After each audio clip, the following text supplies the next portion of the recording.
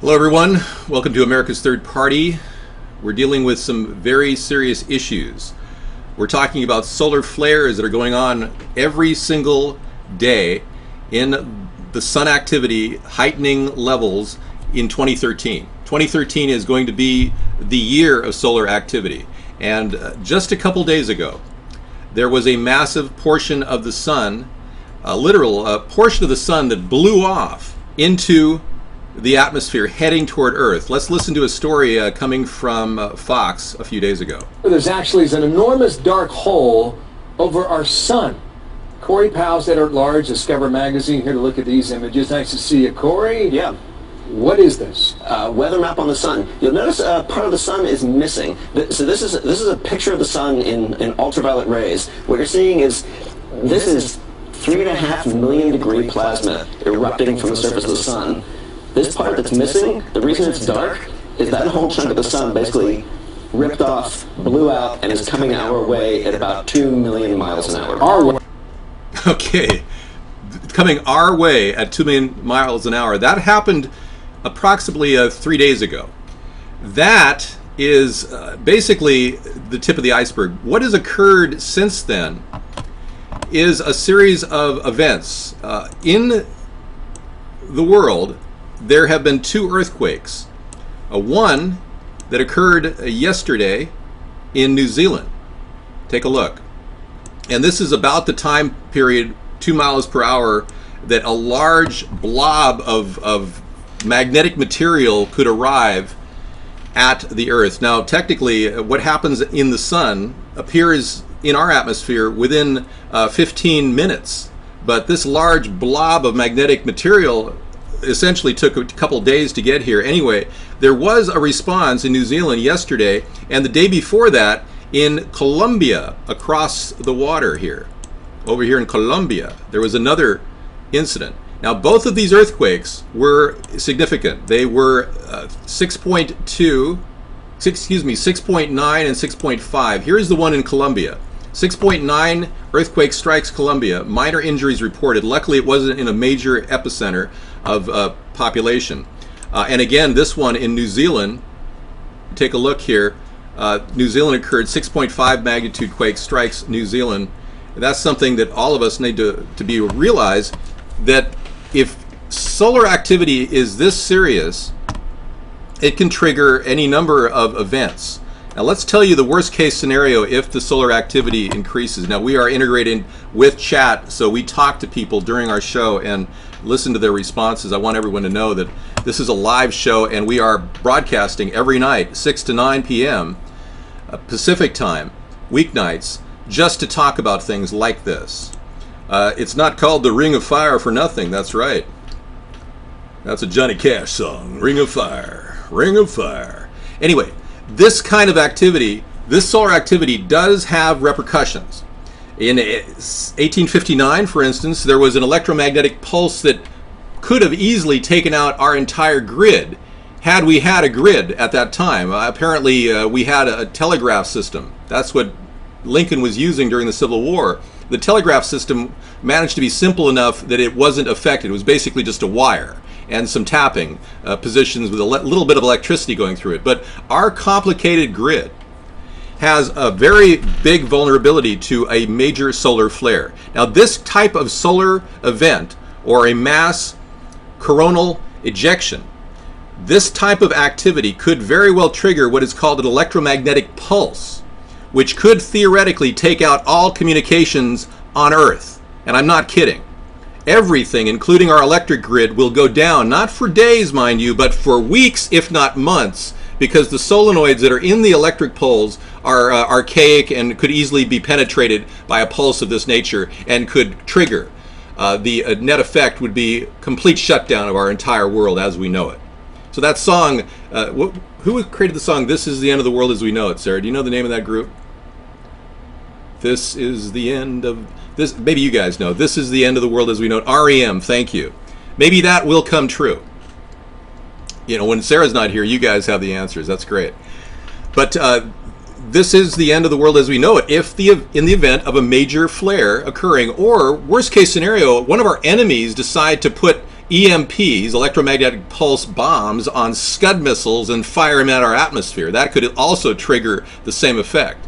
So our country is vigilant and trying to guarantee that that doesn't happen. Some other things are going on in the news today. We want to bring up information that is relevant. Let's take a look here. I've got a screen region I need to pick. Let me grab one. The situation: federal agents arrest hundreds in an MS-13 gang sweep. This is a story that's been revealed in CNN. Federal agents have apparently arrested a bunch of people from El Salvador, the gang MS-13. There's apparently 10,000 of these gang members that have the potential to create havoc by selling drugs, weapons exchanges, etc. And among those charged are 158 members and associates of the MS-13 gang. So this is a big bust, and I'm really thankful that they are on this. These Salvadorian immigrants were essentially conscripted into this gang, and there's apparently 10,000 members in this gang. So they are trafficking in weapons and all kinds of things. They have been apprehended, the ones that were caught. 28 firearms were taken in, 10 kilograms of marijuana, 123 grams of cocaine. Bear in mind, a lot of these drug cartel members have been using marijuana as a way to finance gun purchases. So if you listen to people that are against legalization of marijuana, and as you may know, we are in favor of legalization of marijuana, tell them that, look at, hey, if we legalize marijuana in America, drug cartels will not have the revenue to buy a lot of weapons. In fact, 75% of their revenue comes from marijuana sales. And if we legalize it here in America, we could still limit the importation of marijuana into our country. Just because we legalize it doesn't mean we can't control it coming into our borders. There's another story that hit the show here. Sex offenders are getting public notices put in front of their houses in Florida. Interesting, huh?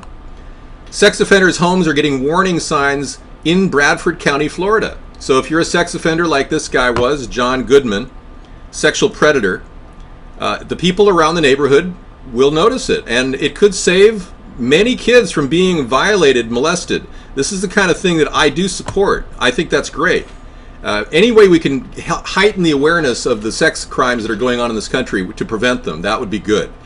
Bear in mind, there's 50,000 plus kids a year missing in America, and they aren't just abducted by their parents. They're being taken away and put into human trafficking, sex trafficking rings.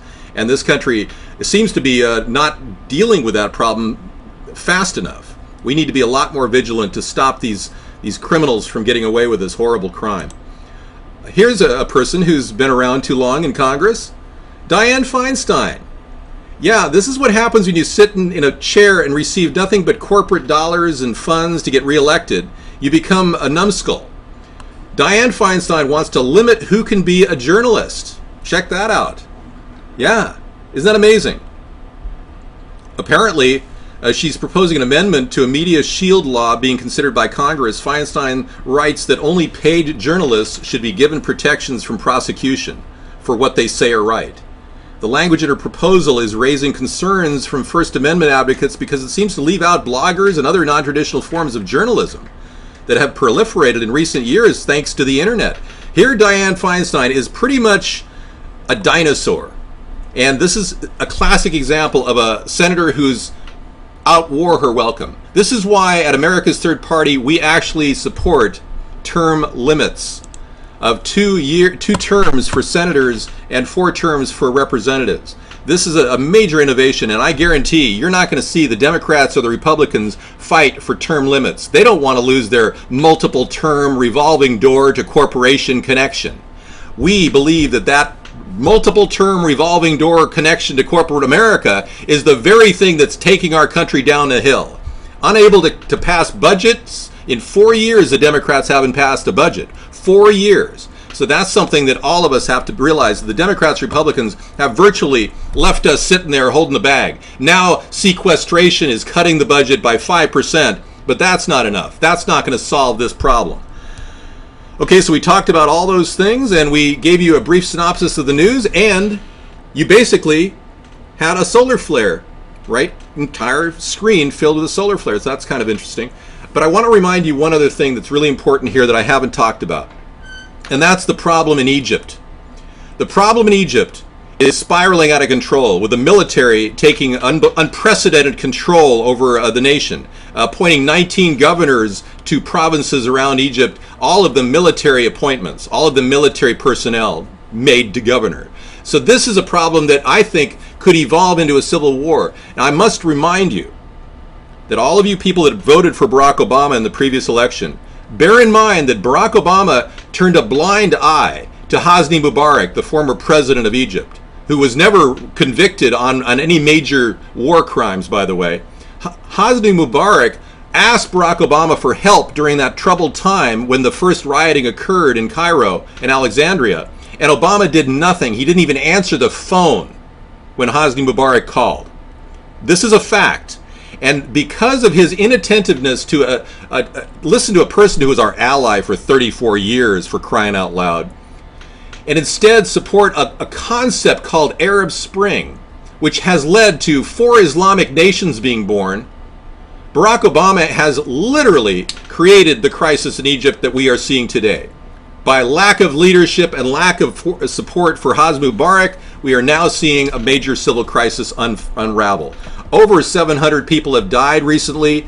The military is actually shooting live rounds into the people that are protesting President Morsi's removal from power. Now, this is a single thing that we could do, is simply give support in a time of need. Now, we are at a point where we can't send military weapons into this country. There's a $4.6 billion loan with Egypt that we are going to default on because Egypt cannot possibly take in F-16s. You can only imagine what they'd use these things for. Firing on their own people. I mean, literally, 600, 700 people dying, literally just trying to protest the removal of President Morsi from power. And I must tell you, this whole thing is unraveled because of a lack of support from this country in key ways. Now, do we send troops into the Middle East? Hell no. I promise the American people that when I'm president, I will not increase the troop numbers in the Middle East. We will work to decrease them and probably remove half, if not more, of our forces in Afghanistan and outlying areas. We are going to automate our presence in the Middle East and maintain the advantage using air superiority and novel creative methods of containment.